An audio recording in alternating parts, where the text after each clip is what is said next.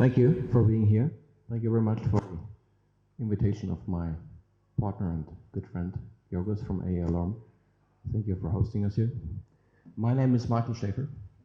I'm 47 years old, father of 5 children, married with 1 wife, and I'm an entrepreneur since the year 2002 in the area of security, technology, fire protection, and development of solutions.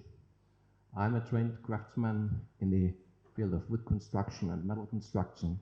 I'm a certified fire protection engineer, and I've worked deeply and intensively with electronics. How this works? Wonderful. So, who are we and what we do? So, SEDI in Germany is doing innovations. SEDI was founded in 2008 and has been innovative on the market ever since. We have developed motors, devices, which rigid cameras that can be moved. These are distributed over the whole world, from the Panama Channel to the Suez Channel, from Alaska to Australia, in the private sector, in the industrial sector, and the public transport sector of borders, and of course military applications. That's why I'm a bit rare with pictures here. So mostly we are not allowed to share pictures of the sides of our clients. We have developed housings that can be used up to 30 meters underwater for CCTV cameras, protect the cameras in a surrounding temperature of 400 degrees in the metal molding industry, housings that can compensate short-term radiation heat up to 2000 degrees Celsius, and housings that make usable cameras usable in explosive-proof areas like pipelines, like oil and gas industry. And lastly, systems for detecting oil and water, even in small amounts. We can detect most of the oils and fats used in the industry on water. We at SEDI are known for creating solutions where all others ask about how many thousands pieces you would like to order before we start to think about this. Solutions that were simply combined, or solutions simply combines mechanics and electronics, and they're innovative through all the years. For example, in 2010, we exhibited at the first time in the world a LED street light at the Light and Building in Frankfurt, which is one of the biggest light and building exhibitions in the world, which was equipped with an intelligent camera to recognize the direction of movement. So we could easily switch the whole street on and the whole street off by identifying what direction the passenger or the car or the pedestrians are walking through. Well, in 2010 the market wasn't ready for that, but now 10, 13, 14 years later, you also find this kind of products at not other suppliers in the world. Now we got some brands inside our company. That's one of SEDI International, which takes care about all the international actions and products. I have a slightly put some pictures together of what we do. And we have the SEDI solar creation, which is the laser. That's a solution, that's a solar panel we come later to, which was exhibited last week in Dubai at the Intersect show. We work a lot with thermal recognition. There have been some talks about COVID already, so we have developed over the COVID period, together with partners, an algorithm to detect the temperature of human body and to put it into an algorithm of what is the core temperature related to it. And you see with the little cross over there, a good point to measure is inside between nose and eyes. Because on your desk you can be sweating, it can be hot. We use the cap, therefore. There have been a lot of options. we tried to create solutions.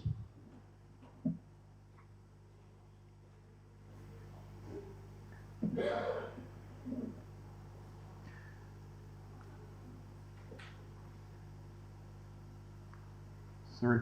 Yeah, so currently we're in a development of a laser module which can approximately cover an area of 6,400 square meters in 3-dimensional, with a mistake or error rate lesser than 1 per mole, which can be integrated in any type of camera systems and the programming, and that's quite interesting as well.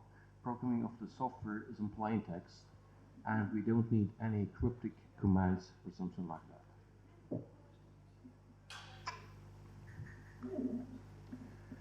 There are a lot of technology advances to protect vulnerable things on the market that make our life much easier. Alarm systems are protecting our homes. Video technology, as most of the other speakers prior to me were talking about, are protecting our properties. Okay. Fire detection systems, extinguishing systems, smart building control, we will hear more about, and much more. And I'm sure a lot of us here in the room are still using those systems to protect our own properties and our vulnerabilities. And now I need to create some kind of a bridge in between technology, protect or well-use, environment-friendly energy sources, and innovation. So,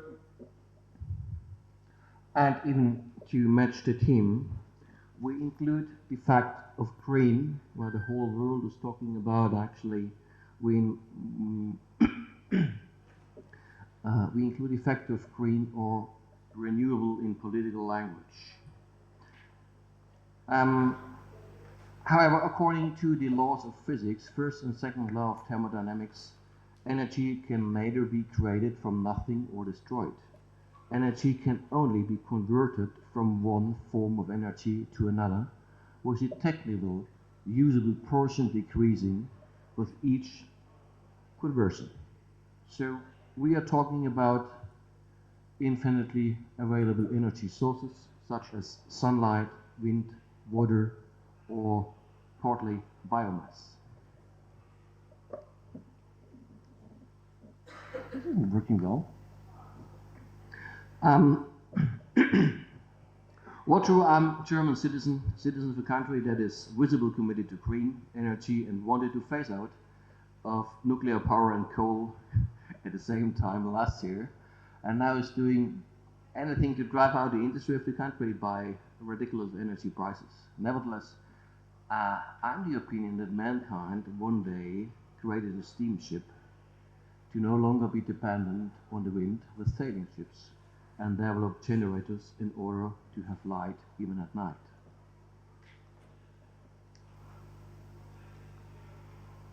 Nikola Tesla, Benjamin Franklin, Thomas Edison, and several other inventors of the last centuries have made electrical energy usable, simplified its generation, and it's significantly enabled us to expand our progress and prosperity. So most of the systems we use in the world actually are based on electrical energy.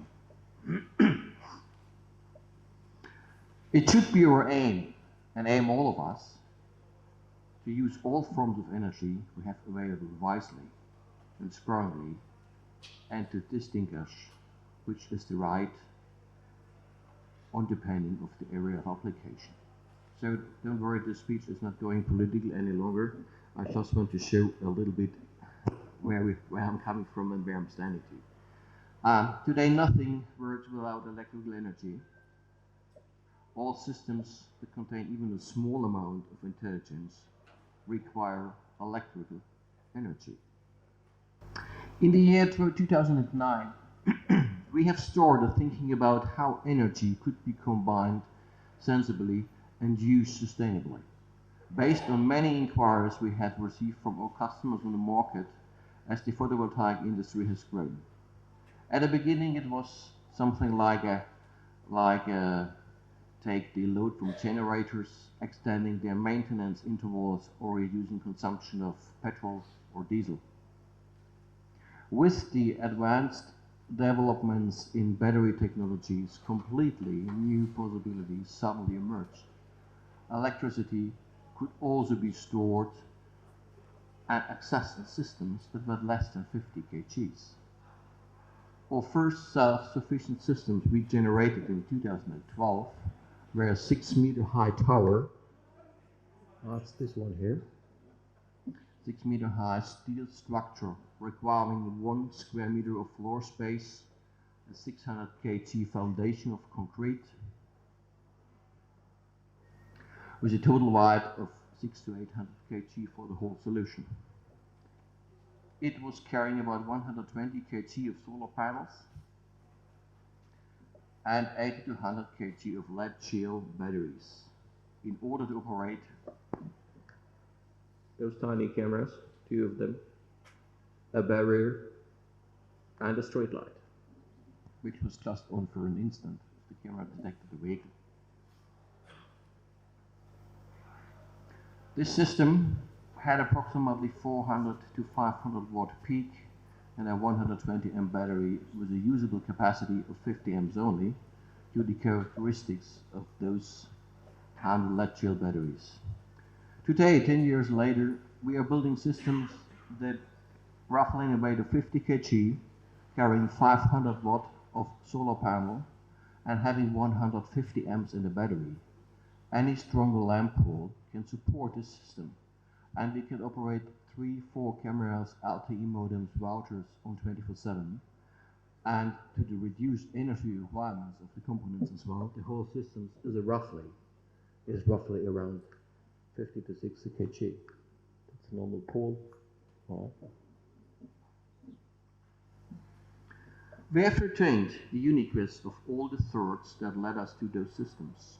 The solar panels rearrange vertically instead of horizontally, which prevents pollution or being snowy.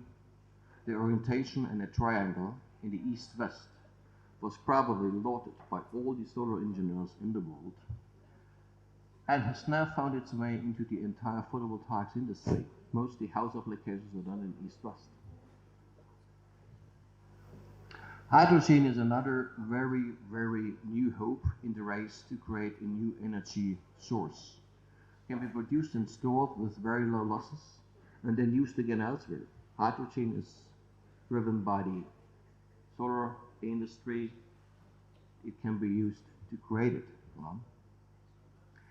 There are a lot of plans already to concrete approaches in Central Europe where companies are equipping all of their areas they have available with photovoltaics in order to produce hydrogen via electrolysis, stored and converted into electricity or burned into heat simple in the winter.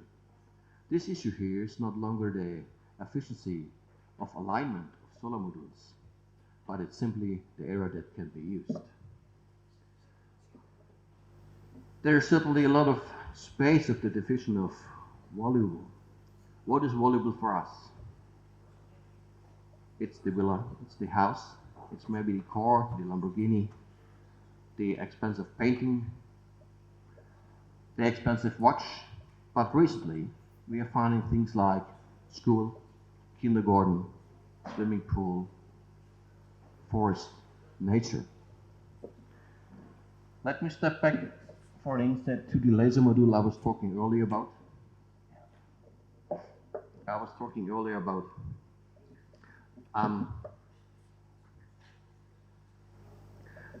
As we can see here, we can, with a laser, see things in a 3-dimensional angle. We have X, Y, and Z. Most of the cameras just have X, Y, and Z is an unknown figure.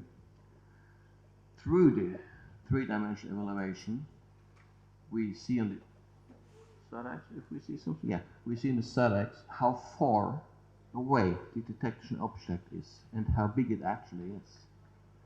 Existing objects can be firmly recognized on a reposing, can be alerted immediately. The areas of application for this are diverse: swimming pools, beaches, schoolyards, kindergarten yards, or property surveillance, museums, embassies. I give some examples on that. You can define the height of a people and thus detect unauthorized entry into a kindergarten, by the way, by adults in the time from 8 to whenever the kids have to be there.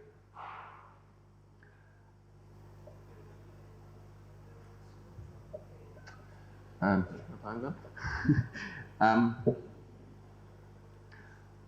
we can also then provide with the necessary images of any camera system which can be included into this. You can see the movement of a picture on the wall, for example, because we have this tri-dimensional access. When someone comes closer to 20 centimeters to the picture, we can give an alarm. You can reliably monitor a fence at an embassy, despite of the lush greenery of trees and bushes. So normally ambassadors, they want to be seen from anywhere if they're in their garden. Because the laser can also detect the movement inside the bushes, inside the trees, and most of the best cameras are out of this, even thermal cameras. So if I'm covered from leaves and shielded by leaves, I'm out. So common property, environment, and nature is a thing that should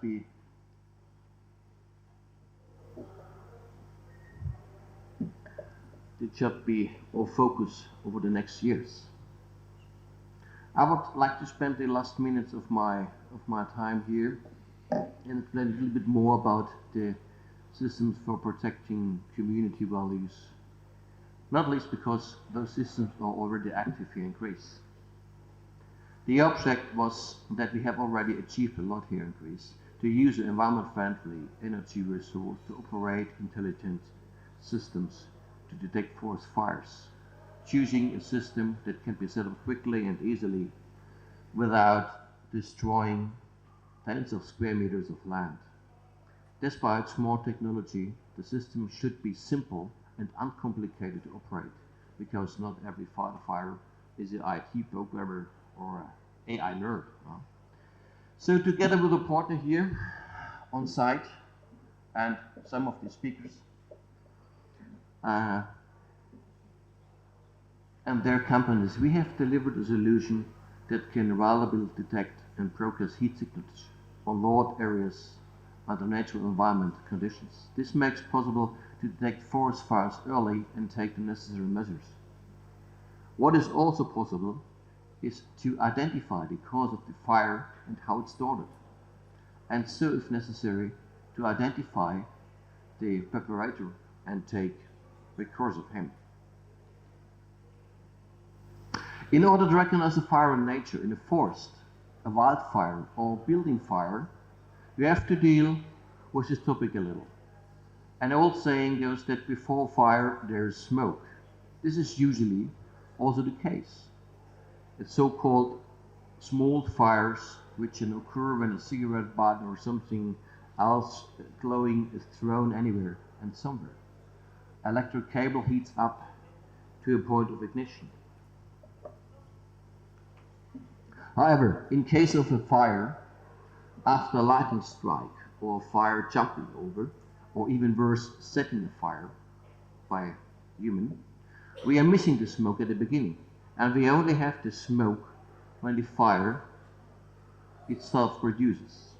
So if we are on half a kilometer away of the fire site or 2 kilometers away, we only see the fire from around 1 to 2 square meters onwards.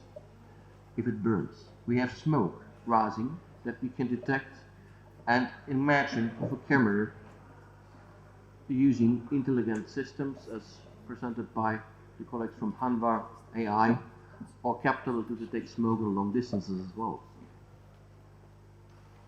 So we can say in fires in nature can be identified easily by smoke. So now we have to monitor all to a large area. It would be possible by dividing them into clusters and using one system per cluster. So we would have more cameras in the Greek forest and in nature than we have in London. So we have to do it like the old guards on castles. We have to move ahead, left and right and up and down. So what we do, we took an intelligent camera which already has the ability to carry out population processes and providing insights on the camera itself. In our case, the camera can detect temperature differences in the image and therefore reliably say the difference of 60 to 70 degrees to the environment is a significant difference. And this could be a fire. Accurately measuring of temperatures on long distance with a thermometer is not possible. Thermal radiation is refracted and affected by dust, by air pollution, moisture in the air. But a thermal signature is still quite visible with a significant difference over long distance.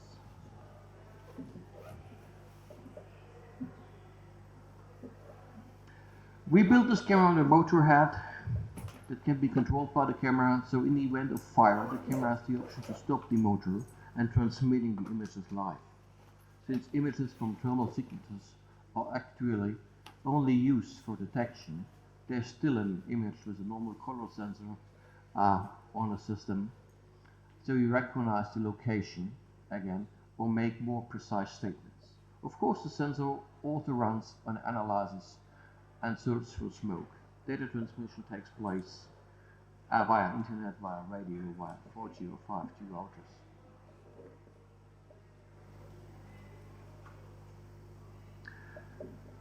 It makes sense to connect a system like this to a solar or photovoltaic powered concept. We could have no electricity if the sun does not shine and has no shone for a long time, if it rains or snows or the dark season of the winter. But during these times we don't have a very, very low risk of fires in our forests all across Europe. The moment the sun is shining and it's not raining, we have dry wood and dry nature, and all through we have with a photovoltaic system, of course, power.